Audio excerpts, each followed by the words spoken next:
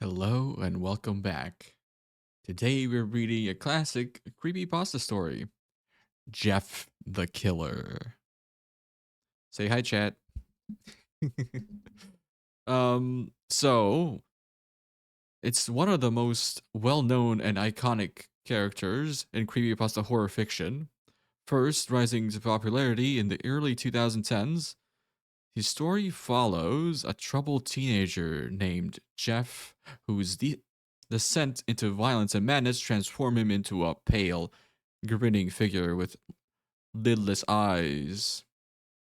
Anyone who's been around knows the iconic Jeff picture.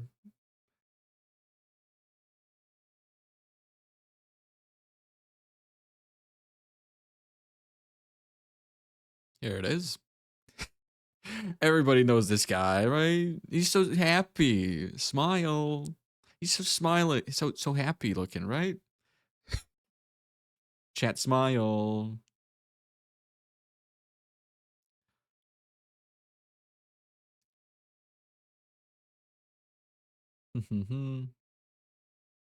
Jeff the Killer began circulating around online around 2008, 2011, becoming one of the earliest and most iconic creepypasta characters. The story did not originally come from a single verified author. Like many early internet legends, it evolved through anonymous posts, edits, and retellings on forums such as Newgrounds, YouTube, DeviantArt, and the Creepypasta Wiki. The most popular version, which tells the story of a teenager who became disfigured and eventually turns into a killer, was posted on the Creepypasta wiki around 2011. This version of this version cemented Jeff's personality, backstory, and catchphrase: "Go to sleep." The story of Jeff the Killer is popular. It's widely known that it's not really a well written story, but to me it gives off like this funny bad horror charm vibe, which I think will be fun to listen to. I might interject here and there to comment on stuff I might find funny, because well, we'll see. This also will be my first time reading it myself since ages ago when I was a kid, listening to like Mr. Creepypasta on YouTube or other people, like the early knots, no, 2010s. Um, it was my this was my jam. I loved it, but I really don't remember much of it. So this is gonna be a little nostalgic trip for me and hopefully you as well. So without further ado, let's jump into the story.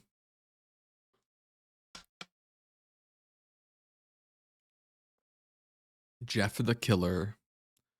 Excerpt from a local newspaper. Ominous unknown. Killer is still at large. After weeks of unexplained murders, the ominous unknown killer is still on the rise.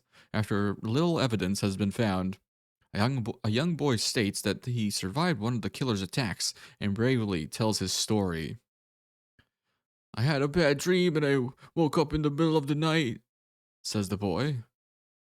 "I saw that for some reason the window was open, even though I remember it being closed before I went to bed. I got up and to shut it once more.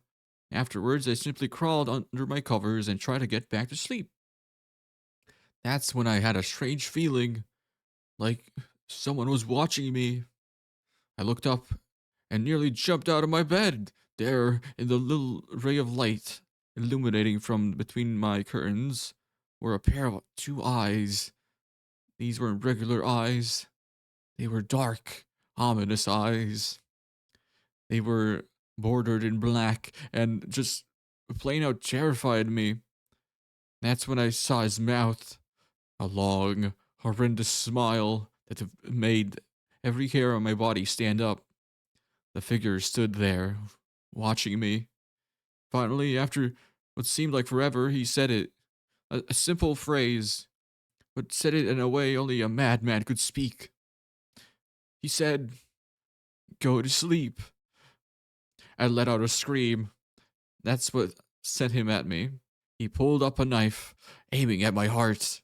He jumped on top of my bed.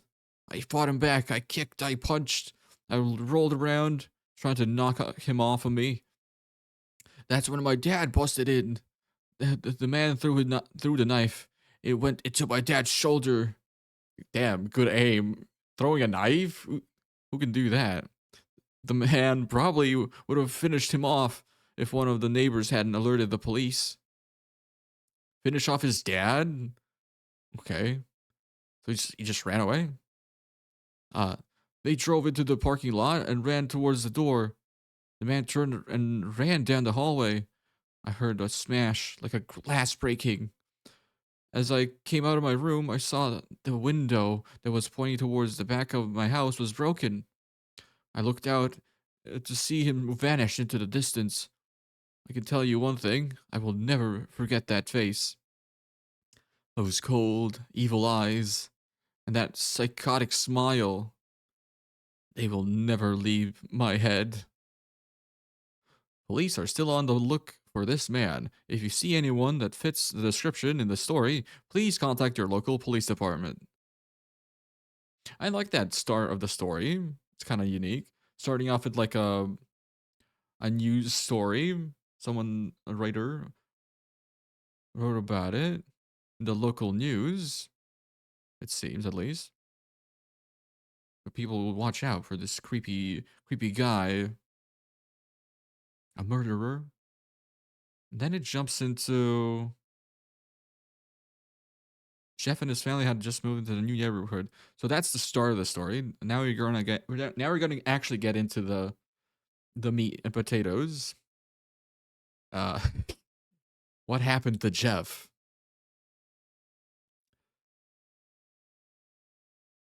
Yeah, Jeff has hair. He kind of looks like he's balding, but I can't tell. It's a very blown out image. There's not a lot of detail, but it is. As a kid, it definitely creeped me out. For a young child on the internet, everything's spooky. Jeff and his family had just moved into a new neighborhood.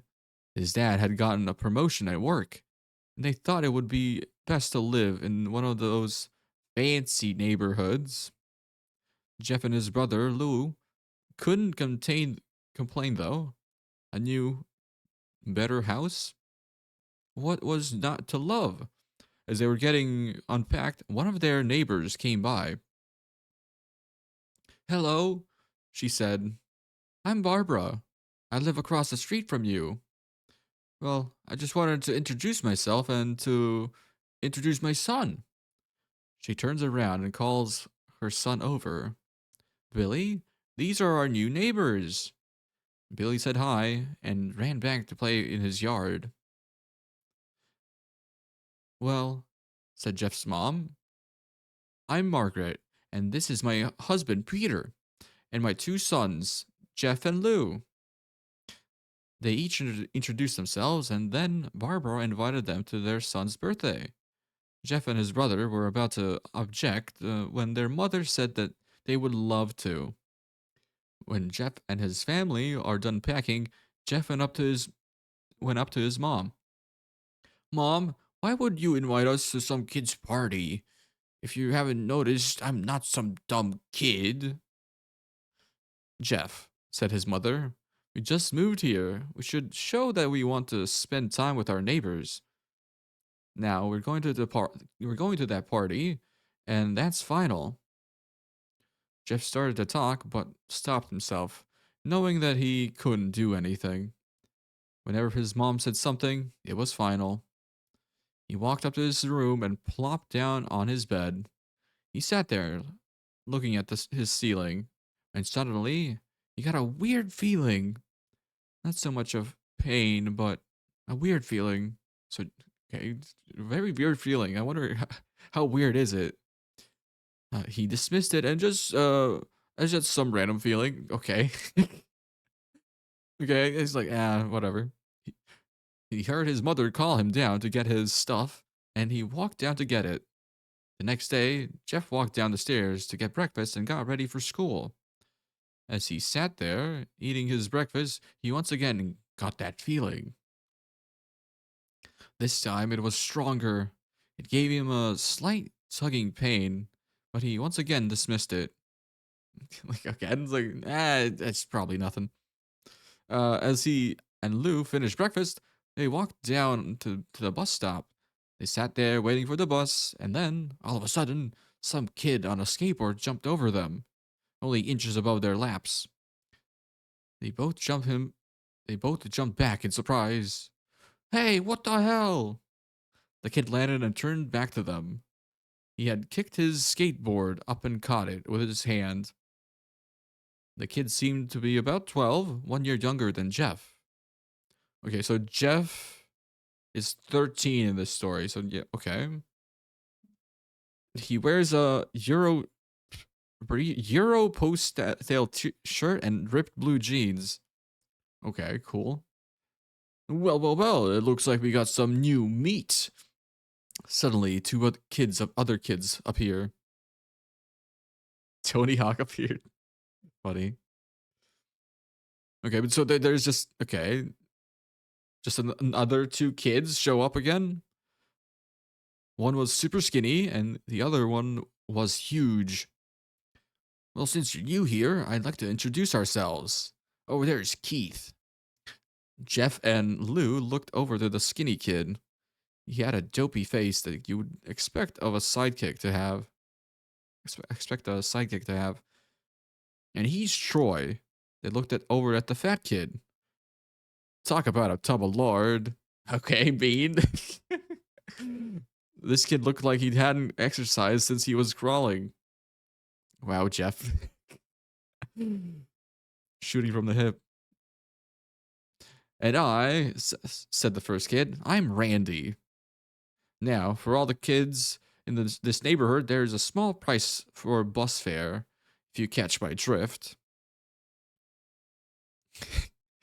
Lou stood up, ready to punch the lights out of the kid's eyes, when one of his friends pulled a knife on him. Like, okay, what the fuck? They're like 12. They're pulling at knives out. Tisk, tisk, tisk. I had hoped you would be more cooperative, but it seems we must do this the hard way.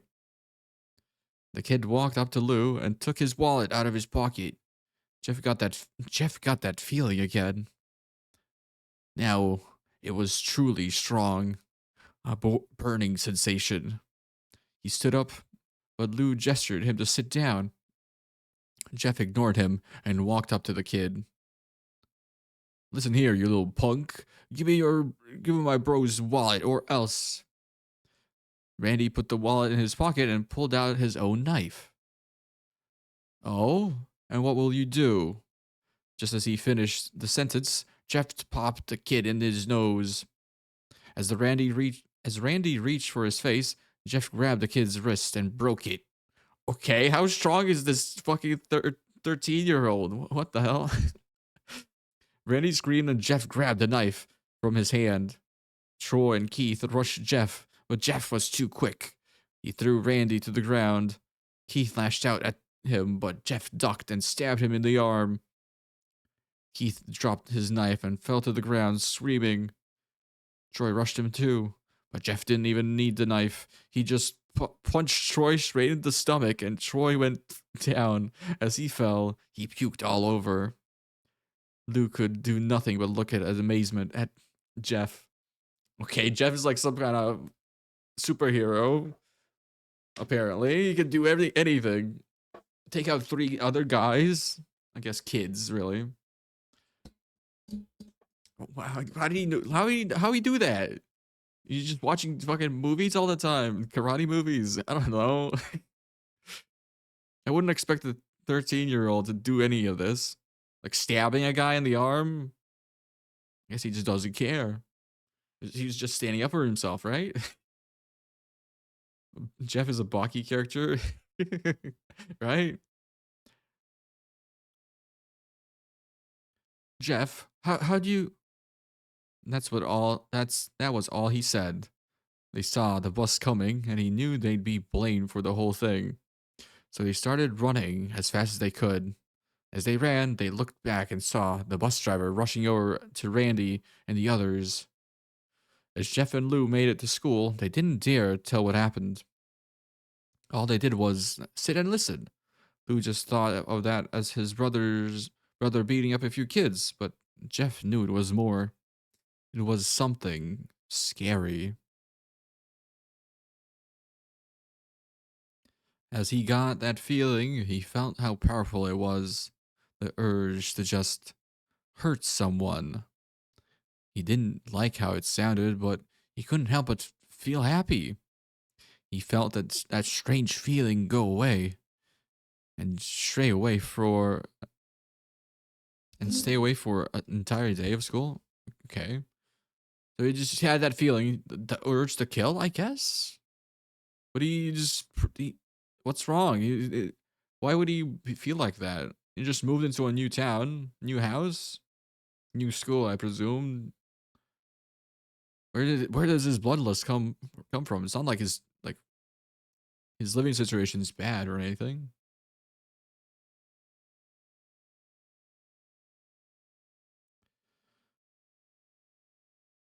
Hmm. Even as he walked home, due to the whole thing near the bus stop, and how now he probably wouldn't be taking the bus anymore, he felt happy. When he got home, his parents asked him how his day was, and he said it was somewhat ominous, in a somewhat ominous voice. It was a wonderful day. Is that ominous? It was a wonderful day. Like kind of creepy. I don't know. Next morning, he heard a knock at his front door. He walked down to find two police officers at the door, his mother looking back at him with a angry look. Jeff, these officers tell me that you attacked 3 kids. That it wasn't regular fighting and they were stabbed. Stabbed, son. Jeff's gaze fell to the floor, showing his mother that it was true. Mom, they were the ones who pulled the knife on me and Lou. Son, said one of the cops, we found 3 kids, 2 stabbed and one having a bruise on his stomach. And we have witnesses proving that you fled the scene. Now, what does that tell us? Jeff knew it was no use. He could say him and Lou had been attacked, but then there was no proof. It was not them who attacked first. They couldn't say that they weren't fleeing because, truth be told, they were. So Jeff couldn't defend himself or Lou. Son, call down your brother. Jeff couldn't do it, since it was him who beat up all the kids. Sir, it it was me. I was the one who beat up the kids. Lou tried to hold me back, but he couldn't stop me.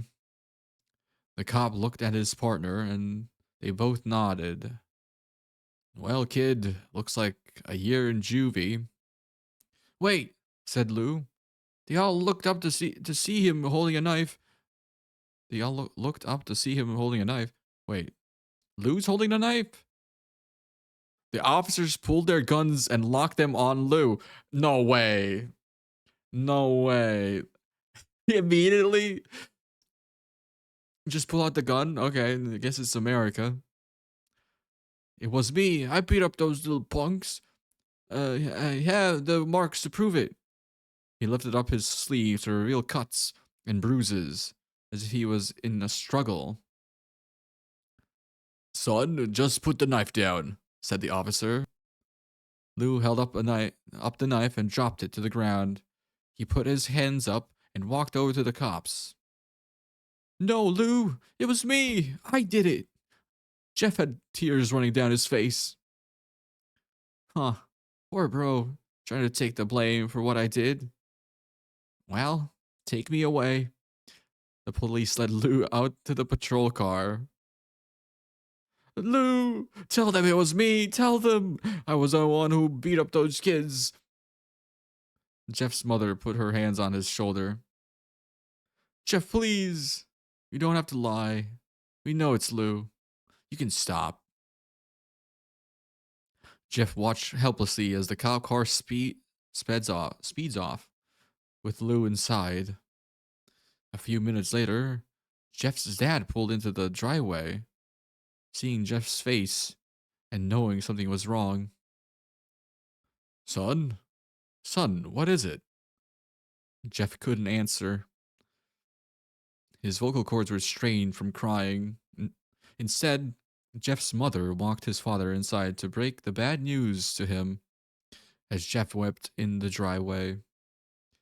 After an hour or so, Jeff walked back into the house. Wait, he just sat there crying outside of the house for an hour? Seeing that his parents were both shocked, sad, and disappointed. He couldn't look at them. He couldn't see how they thought of Lou when it was his fault. He just went to sleep, trying to get the whole thing off his mind. 2 days went by, with no word from Lou at JDC, no friends to hang out with, nothing but sadness and guilt. That is until Saturday, when Jeff is woke up by his mother with a happy, sunshiny face. Jeff, it's the day, she said as she opened up the curtains and let light flood into his room. What's today? Asked Jeff as he stirs awake. Why, it's Billy's birthday party. He was now fully awake. Mom, you're joking, right? You don't expect me to go to some kid's party after. There was a long pause. Jeff, we both know what happened. I think this party could be the thing that what? That brightens up the past days. Now get dressed. Jeff's mother walked out of the room and downstairs to get ready herself. He fought himself to get up. He picked up he picked out a random shirt and pair of jeans and walked downstairs. He saw his mother and father all dressed up. Like, how much dressed up? I don't know, Hawaiian t-shirt? I don't know. It's just a kid's party, not a tuxedo. His mother in a dress and his father in a suit. Oh my god, they are. Okay, what the fuck? He thought, why would they ever wear such fancy clothes to a kid's party? Son, is that all you're gonna wear? Said Jeff's mother. Better than wearing too much, he said. His mother pushed down that feeling to yell at him and hit it with a smile. Now, Jeff, we may be overdressed, but this is how you go. This is how you go if you want to make an impression, said his father. Jeff grunted and went back up to his room. I don't have any fancy clothes, he yelled downstairs. Just pick out something, called his mother. He looked around in his closet for what he could call fancy. He found a pair of black dress pants he had for special occasions and a undershirt, but couldn't find a shirt to go with it though. He looked around and found only striped and patterned shirts, none of which go with the dress pants. Finally, he found a white hoodie and put it on. You're wearing that? They both said. His mother looked at her watch. Oh, no, time to change. Oh, no, oh, wait. Oh, no time to change. Let's just go. She said as she herded Jeff and his father out of the door. They crossed the street over to Barbara and Billy's house. They knocked on the door, and at it appeared that Barbara. That Barbara. Just like his parents, way overdressed. As they walked inside, all Jeff could see were adults, no kids. The kids are out in the yard. Jeff, how about you go and meet some of them, said Barbara. Jeff walked outside to a yard full of kids.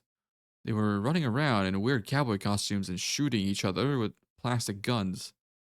He might as well be standing in Toys R Us.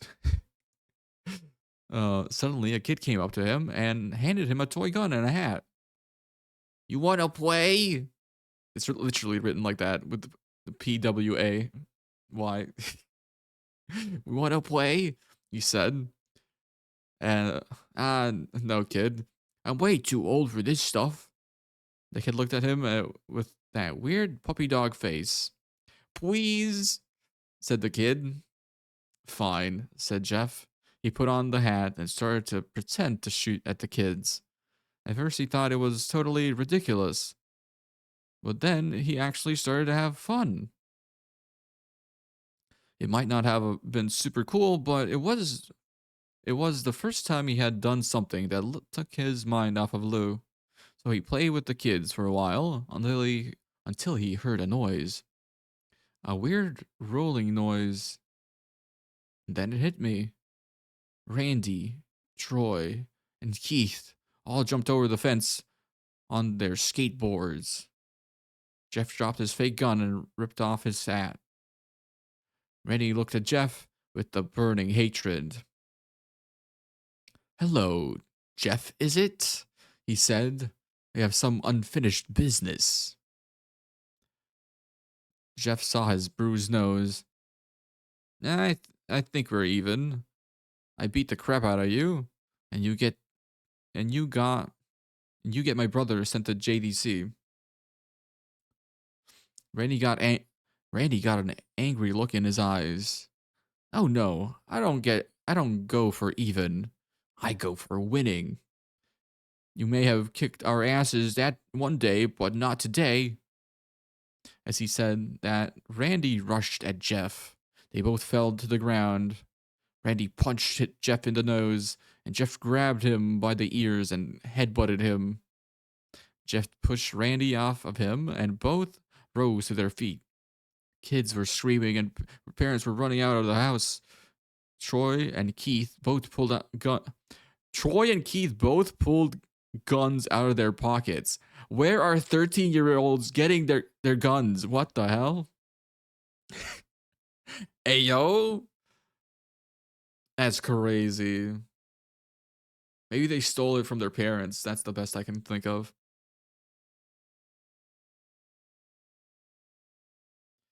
How did the minions recover from stab wounds and broken bones? That is true. There was some bone breaking. Stabs, I guess you can get some stitches. But yeah, it hasn't been that long. Ordered off on AliExpress.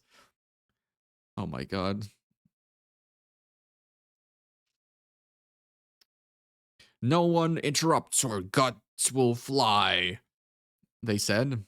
Randy pulled a knife on Jeff and stabbed it into his shoulder.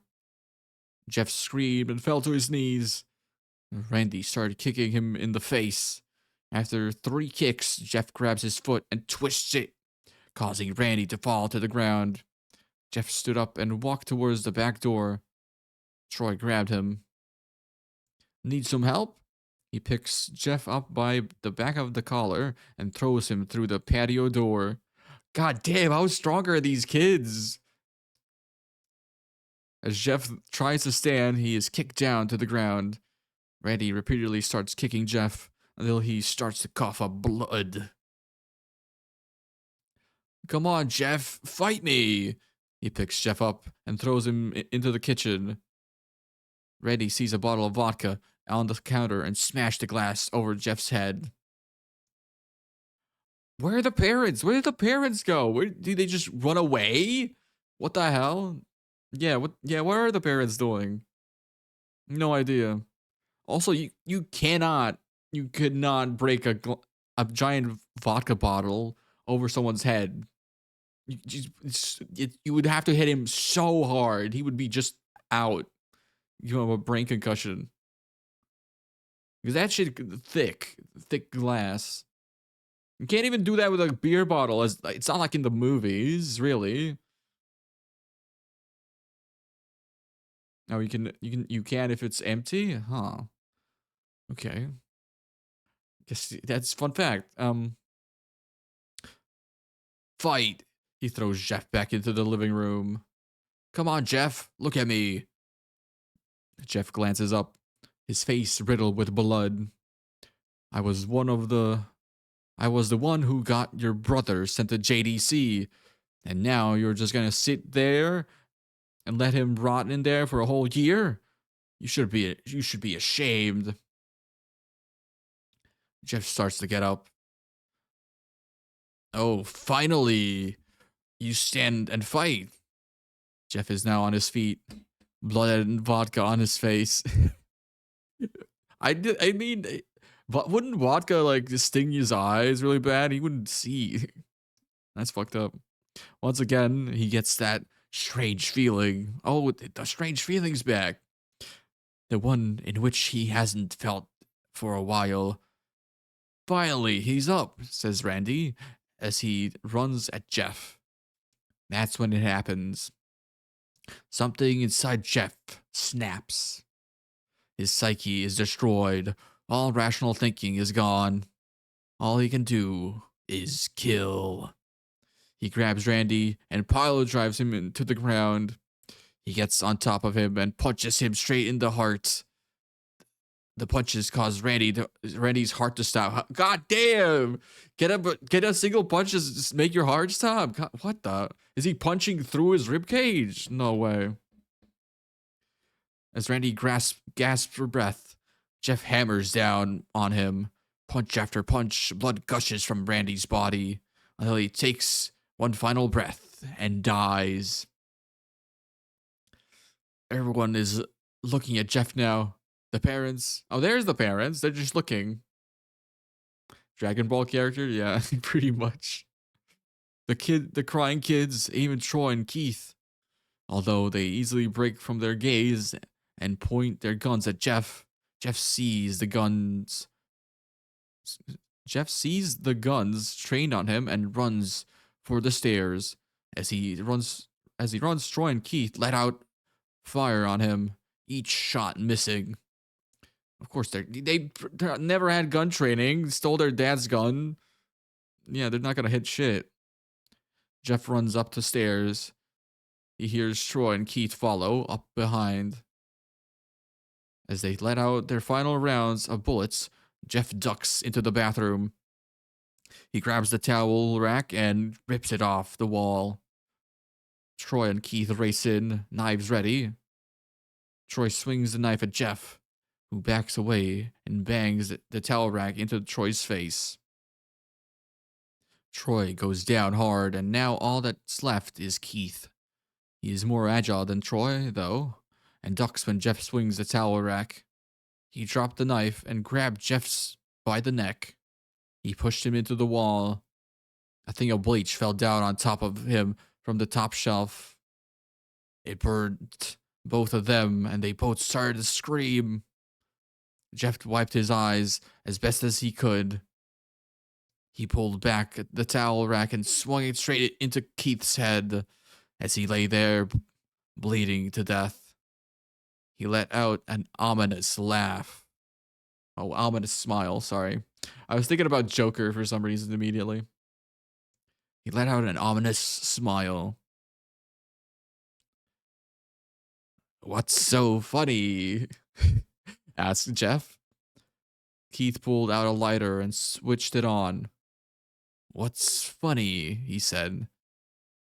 Is that you're covered? Is that you're covered in bleach and alcohol? Oh, he's gonna set fire to Jeff. Jeff's eyes widened as Keith threw the lighter at him. As soon as the flame made contact with him, the flames ignited the alcohol in the vodka. While the alcohol burned him, the bleach bleached his skin. Jeff let out a terrible screech as he caught on fire. He tried to roll out the fire, but it was no use. The alcohol had made him a walking inferno. He ran down the hall and fell down the stairs, everybody starting to scream as they saw Jeff, now a man on fire, dropped to the ground, nearly dead. The last thing Jeff saw was his mother and the other parents trying to extinguish the flame. That's when he passed out. So he got covered in blood, alcohol, and bleach. Would that actually, I don't know. Would that actually be like an inferno? You could probably get that off of you pretty easy. The bleach in the eyes, though, that's fucked up. And the skin, yeah. It's so funny that the parents are doing nothing. Except for at the end where it's, oh, you're on fire. Yeah, we should probably help you.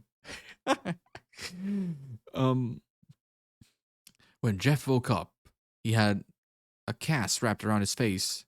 He couldn't see anything, but he felt a cast on his shoulder and stitches all over his body. He tried to stand up, but he realized that there was some tube in his arm, and when he tried to get up, it fell out, and the nurse rushed in. I don't think you can get out of bed just yet, she said as she put him back in his bed and reinserted the tube. Jeff sat there with no vision, no idea on what his surroundings were. Finally, after hours, he heard his mother. Honey, are you okay? She asked. Jeff couldn't answer, though. His face was covered. Wait, how is he breathing anyway? I get it that he's a burn victim, but how are they gonna feed him as well? I kind of think you need the mouth hole at least. How are you gonna breathe? um, he was unable to speak. Oh, honey, I have a great news. After all the witnesses told the police that Randy confessed of trying to attack you, they decided to let Lou go. This made Jeff almost bolt up, stopping halfway, remembering the tube coming out of his arm. He'll be out by tomorrow, and then you two will be able to be together again. Jeff's mother hugs Jeff and says her goodbyes. The next couple of weeks were those where Jeff was visited by his family. Then came the day where his bandages were finally to be removed. His family were all there to see it. What what he would look like as the doctors unwrapped the bandages from Jeff's face. Everyone was on the edge of their seats. They waited until the last bandage holding the cover over his face was almost removed. Let's hope for the best, said the doctor. He quickly pulls the cloth, letting the rest fall from Jeff's face. What? What happened to my face? Jeff said. He rushed out of the bed. He rushed out of bed and ran to the bathroom. He looked in the mirror and saw the cause of the distress. His face, it's horrible. His lips were burnt to a deep shade of red. His face was turned into a pure white color, and his hair singed from brown to black. He slowly puts his hand to his face.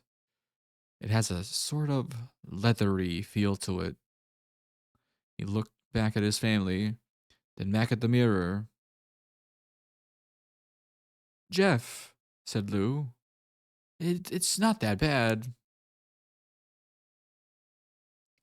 Not that bad, said Jeff. It's perfect. His family were equally surprised. Jeff started laughing uncontrollably. His parents noticed that his left eye and hand were twitching. Jeff? Are you okay? Okay. I've never felt more happy. Ha ha ha ha ha ha ha. Look at me. This face goes perfectly with me. Oh my god, he's crazy. Have I done SCPs? Not really. I could check that out.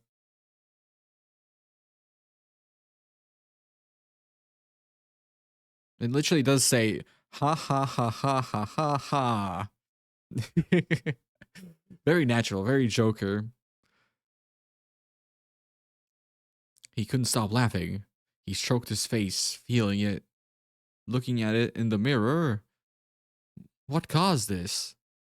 Well, you may recall that when Jeff was fighting Randy, something in his mind, his sanity, snapped. Now he was left as a crazy killing machine. That is, his parents didn't know. I don't understand this. The writing's so bad. I swear to God. Doctor, said Jeff's mom, is my son all right? You know, in the head. I imagine just the mom doing like cuckoo cuckoo hand motion, like barely hiding it. Yeah, that's funny.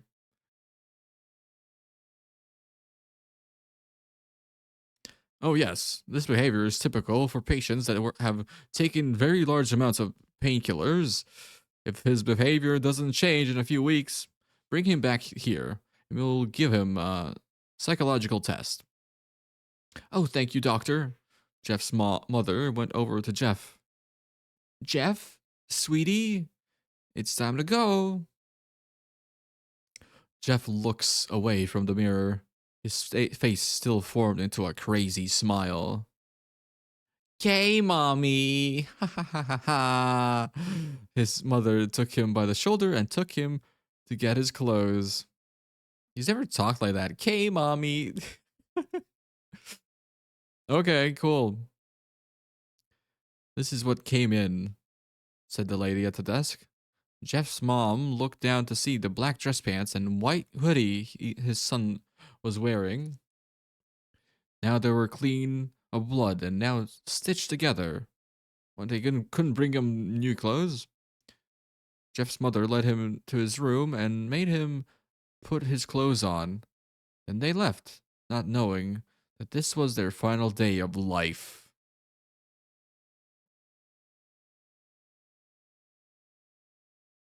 Okay. I don't know what's that setting up. Okay, I actually do know. But, hmm. Later that night, Jeff's mother woke to a sound coming from the bathroom. It sounded as if someone was crying. She slowly walked over to see what it was. When she looked into the bathroom, she saw a horrendous sight. Jeff had taken a knife and carved a smile into his cheeks. Oh, this is very, very, very Joker coded.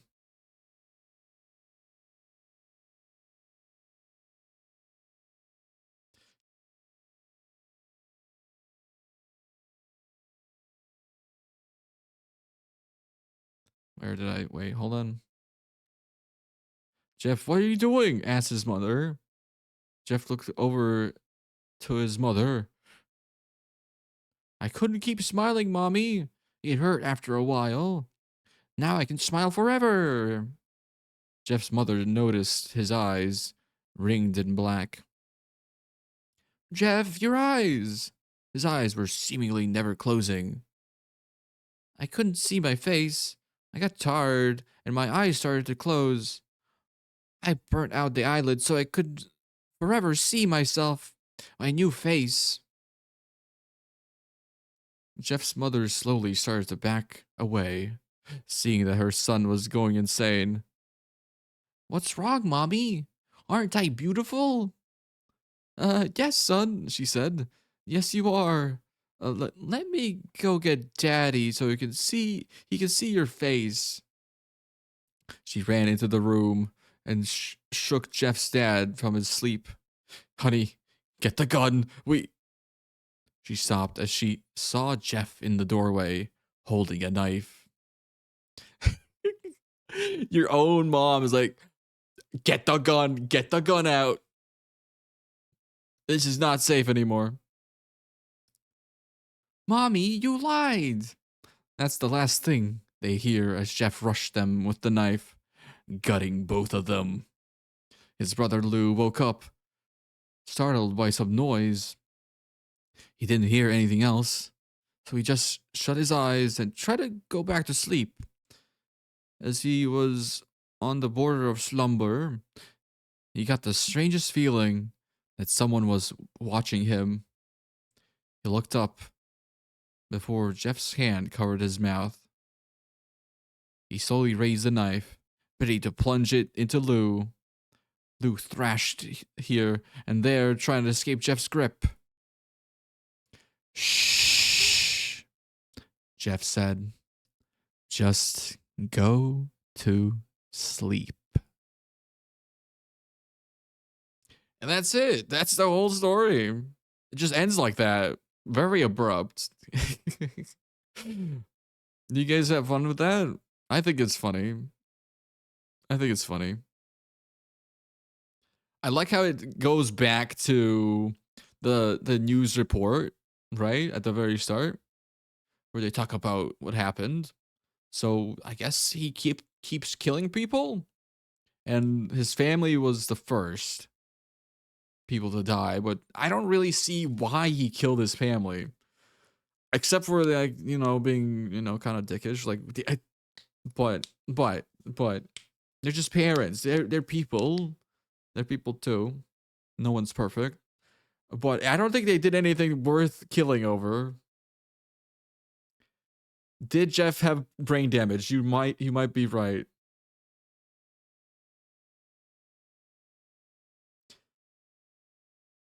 He was like a superhuman 13-year-old from the very beginning, which is strange. I don't know what was up with that. Um, he got a little bit bullied by those three guys, right? They were like, "Oh, give me your money," with threatening with a knife. But then, yeah, you're supposed to feel bad for him, I guess. But then he gets aggressive, shows signs of change in his personality.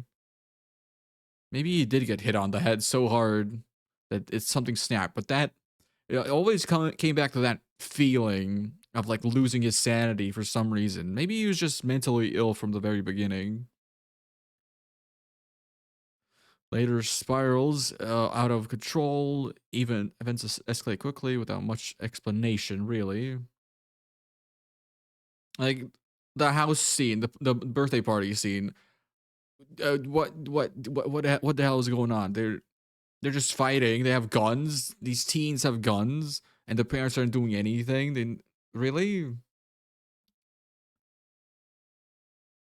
the real motivation behind Jeff's transformation isn't deeply like explored at all. Like if they had some more build up, I feel like it would be better.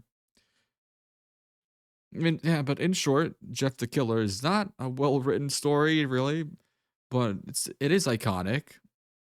It's an iconic piece of internet history. Uh, it had cultural impact, memorable visuals, like this blown out picture of the weird, whatever photoshopped image of a face. Really, that did inspire a lot of people. So the creepypasta fame far outweighs its flaws as a work of fiction.